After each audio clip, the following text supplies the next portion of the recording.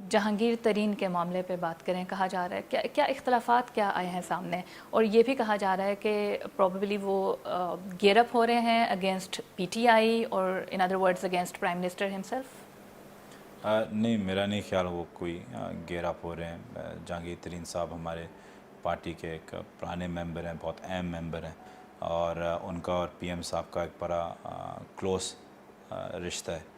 تو میرا نہیں خیال کہ چاہے جو بھی انکوائری میں رزلٹ ہے جہانگیر ترین صاحب ایسے کچھ، میرے علم میں ایسا کچھ نہیں ہے۔ پی ٹی آئی اس وقت کتنی ڈیپینڈنٹ ہے جہانگیر ترین کی سپورٹ پر؟ اس میں کوئی شک نہیں ہے کہ جہانگیر بھائی کا بہت اہم رول تھا گورنمنٹ فارم کرتے ہوئے، اور اس سے پہلے بھی انہوں نے بہت کام کیا ہے پی ٹی آئی کے لیے، اس میں کوئی شک نہیں ہے۔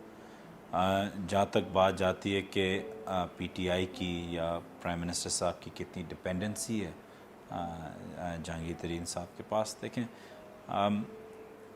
ایک رول آتا ہے، کسی کوئی وہ رول لے لیتا ہے۔ اگر جہانگیر صاحب نہیں تھے تو کوئی اور لے لیتا، اگر وہ نہیں لیتا تو کوئی اور لے لیتا۔ تو مجھے اس میں کوئی مطلب گھبرانے کی یا ایسی کوئی بات نہیں ہے کہ ہمیں کسی پہ، کہ پی ایم صاحب کو کسی پہ ڈپینڈنسی ہو۔ یعنی آپ یہ کہہ رہے ہیں کہ ان کیس آپ کے پاس جہانگیر ترین کی پی ٹی آئی کے پاس سپورٹ نہیں بھی رہتی، تب بھی وہ لوگ جن کو خود جہانگیر ترین لے کر آئے، جو ان کی گارنٹی پہ آئے، وہ رہیں گے پی ٹی آئی کے ساتھ، یا جہانگیر ترین ان کو چینج نہیں کر سکتے اب؟ چند لوگ جہانگیر صاحب کے تھرو آئے ہیں، لیکن وہ پی ٹی آئی کے لیے آئے ہیں، مطلب وہ کسی زلفی بخاری کے لیے یا جہانگیر ترین کے لیے یا کسی اور کے لیے نہیں آئے، وہ عمران خان کے لیے آئے ہیں۔ اور اگر وہ جہانگیر ترین صاحب کے تھرو آئیں یا کسی اور کے تھرو آئیں، وہ اس لیے تھرو آئیں کیونکہ آپ اس وقت ان کے عمران خان کے کلوز ہیں، تو آپ کے ذریعے سے، آپ کے توسل سے وہ آگے ہیں۔ لیکن اگر آپ کلوز نہ ہو یا اس پارٹی میں نہ ہوں فار ایگزامپل، تو پھر وہ آپ کے تھرو یا آپ کے ساتھ شاید نہیں ہوں گے، وہ تو پھر بھی عمران خان کے ساتھ اور ان کی پارٹی کے ساتھ ہونا چاہیں گے۔ تو اس میں مجھے کوئی بالکل مطلب اس میں کوئی ایسی چیز ہے نہیں جتنا بنانے کے لوگ کوشش کر رہے ہیں، اور نہ میں سمجھتا ہوں کہ ایسی کوئی بات ہے کہ جہانگیر ترین صاحب کوئی اپنی پارٹی بنا رہے ہیں یا ایسے کچھ کر رہے ہیں، ایسی کوئی چیز نہیں ہے۔ وہ انہیں بڑا سرو کیا ہے پی ٹی آئی کو، اور ہم شو آگے بھی کریں گے۔ تو پرائم منسٹر بہت ناراض ہیں ان سے؟ دیکھیں ابھی رپورٹ آنی ہے، ابھی تو انیشل انکوائری تھی، تو جب تک اس کی ایگزیکٹ رپورٹ نہ آئے تو پرائم منسٹر صاحب بڑے ایک فیئر بندے ہیں، اور جیسے میں نے بولا وہ بڑے کلوز ہیں جہانگیر صاحب کے، تو جب تک وہ نہ آئے تو وہ ناراض کیوں ہوں گے جب تک کچھ ابھی تک کھل کے ایک چیز سامنے نہیں آئی۔ یہ رپورٹ میں اتنا ڈیلے کیوں ہو رہا ہے؟ مجھے ایگزیکٹ پتہ نہیں ہے کہ کب آئے گی، لیکن ایک ڈیٹیلڈ رپورٹ ہے، اس میں کافی کام کیا گیا ہے، فورینزکس انوالوڈ ہیں، ویریس ڈپارٹمنٹس انوالوڈ ہیں، تو اس لیے جب تک ڈیلے میں کوئی فرق نہیں پڑتا، خالی یہ پڑتا ہے کہ اچھی رپورٹ بنے اور سب کے سامنے آئے۔ گورنمنٹ کے بارے میں یہ بھی کہا جاتا ہے کہ کیبنٹ میں بہت اختلافات ہیں، ابھی بھی موجود ہیں، اس رپورٹ کے معاملے پہ بھی کہا گیا کہ بہت اختلافات ہیں، تو کیا کابینہ میں کہاں پہ کیا پرابلمس ہیں؟ دیکھیں I think it's important to understand کہ اس وقت پاکستان اور پورے دنیا کرونا سے گزر رہا ہے۔ آئی تھنک اٹس امپورٹنٹ کہ اس میں سب سے بڑا ایک اسٹیک ہولڈر جس کو اپنی رسپانسبلٹی لینی چاہیے، کیونکہ ان پہ ان کے دے ویسٹ گریٹ پاور، وہ ہے میڈیا۔ تو آئی تھنک یہ مطلب ہے کہ یہ غلط رپورٹنگ، آئی تھنک اگر کسی چیز کو ہمیں ایگزامن کرنا چاہیے تو وہ ہے کہ فالس رپورٹنگ، فیک نیوز، غلط چیزیں بنا کے پھیلا دینا، آئی تھنک یہ چیزیں زیادہ ایگزامن ہونی چاہیے، کیونکہ باقی جو چیزیں ان میں کوئی سچ نہیں ہوتا، تو ایک دن یہ آرٹیکل آ جاتا ہے کہ کیبنٹ میں مسئلہ ہے، ایک دن یہ آرٹیکل آ جاتا ہے کہ جی اس نے اس کے بارے میں یہ بولا ہے، اور دونوں لوگ وہاں بیٹھ کے ہنس رہے ہیں ساتھ ایسا کر۔ تو I think if anybody or any sector needs to hold major responsibility in today and coming tomorrow, وہ میڈیا ہے۔ خود آپ بھی الزامات کی زد میں رہے، نیب نے آپ کے خلاف بھی ایک انکوائری سٹارٹ کی اور پھر اس کو کلوز بھی کر دیا گیا، لیکن آپ کے اوپوننٹس جو ہیں وہ اب بھی یہی کہتے ہیں کہ نیب کی جانب سے کلوجر ہونا ہے اس انکوائری کا اس وجہ سے تھا کہ آپ پرائم منسٹر کے کلوز ہیں، یا آپ you are part of the government. دیکھیں جب انکوائری ہوتی ہے یا تو وہ آگے جاتی ہے یا وہ بند ہوتی ہے، تیسرا کوئی چیز ہوتی نہیں ہے۔ میری انکوائری کچھ ابھی 2 سال سے زیادہ بھی چلی، اور جتنے ڈاکیومنٹس میں نے پرووائڈ کیے ہیں، میں چیلنج کرتا ہوں کہ کسی اور نے اگر اتنے ڈاکیومنٹس پرووائڈ کیے ہوں۔ تیسری چیز یہ ہے کہ انکوائری نیب کی تب ہوتی ہے کہ وہ دیکھتے ہیں کہ پاکستان سے آپ کا کبھی کچھ بنا ہو اور آپ نے باہر بھیجا ہو ایلیگلی، یہاں بنا کے آپ نے باہر بھیج دیا ہو۔ میں پیدا انگلینڈ میں ہوں، کاروبار میرا سارا انگلینڈ میں ہے، میرا پاکستان میں 1 روپے کا کوئی بزنس نہیں ہے، تو انکوائری تو پہلے دن میں ہی بند ہونی چاہیے تھی۔ میں سمجھتا ہوں کہ جو اسٹریچ ہوئی ہے وہ اس وجہ سے ہوئی ہو کیونکہ میں شاید پی ایم کے کلوز ہوں۔ اگر میں پی ایم کے کلوز نہ ہوتا ہے، میں ایک عام انسان ہوتا تو میری انکوائری اتنی لمبی چلتی نہیں، 6 مہینے یا 3 مہینے کے اندر بند ہو جاتی، کیونکہ اس میں کچھ تھا ہی نہیں۔ اور میں نے صرف یہ نہیں، میں نے اپنے والد صاحب کے بھی امپلائمنٹ لیٹرز 1960 سے پرووائڈ کیے ہوئے، اور اپنی ساری کمپنیز کے ڈاکیومنٹس، بیلنس شیٹس، ہر چیز ٹی وی پہ بھی لے کے گیا ہوں۔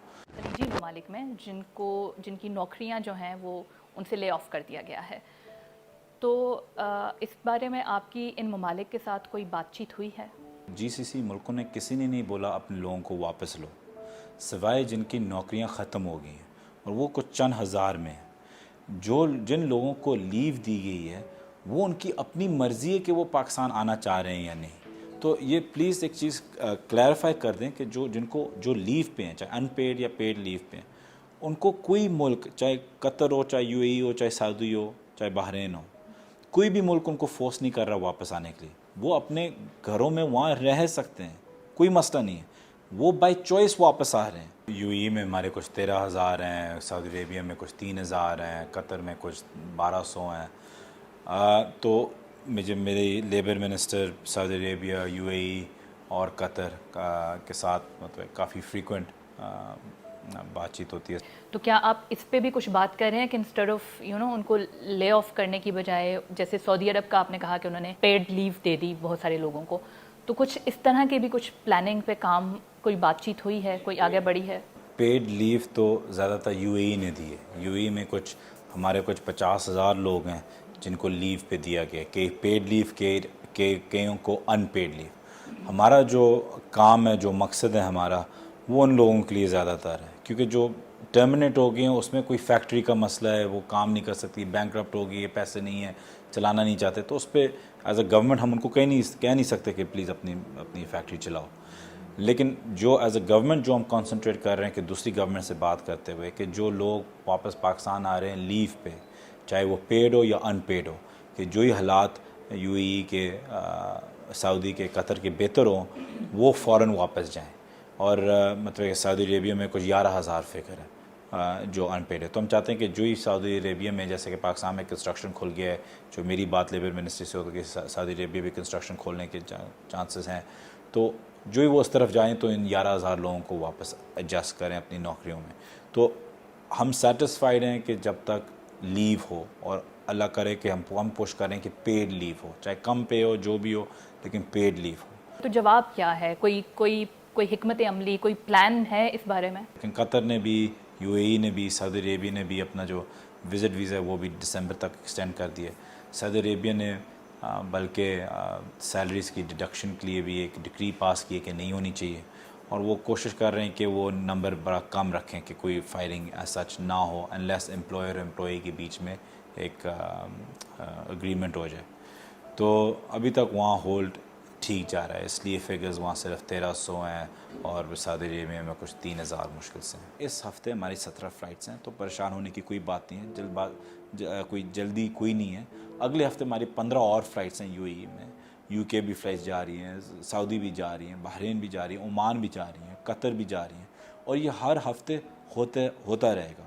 مسئلہ میرا یہ تھا کہ مجھے صرف پہلے اجازت تھی 2,000 بندہ ہفتے میں بھیجنے کی، کیونکہ یہاں آتے تھے، ان کی کوارنٹین ہوتی تھی، سواب ٹیسٹنگ ہوتا تھا، پھر ان کو ٹریک اینڈ ٹریس کے مقصد پر ان کو چھوڑ دیتے تھے۔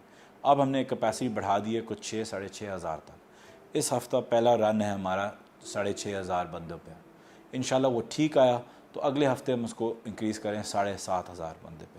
تو جو یہ کیپیسٹی ہماری 7,500 پہ، ہم کیپ انشاءاللہ کر دیں گے۔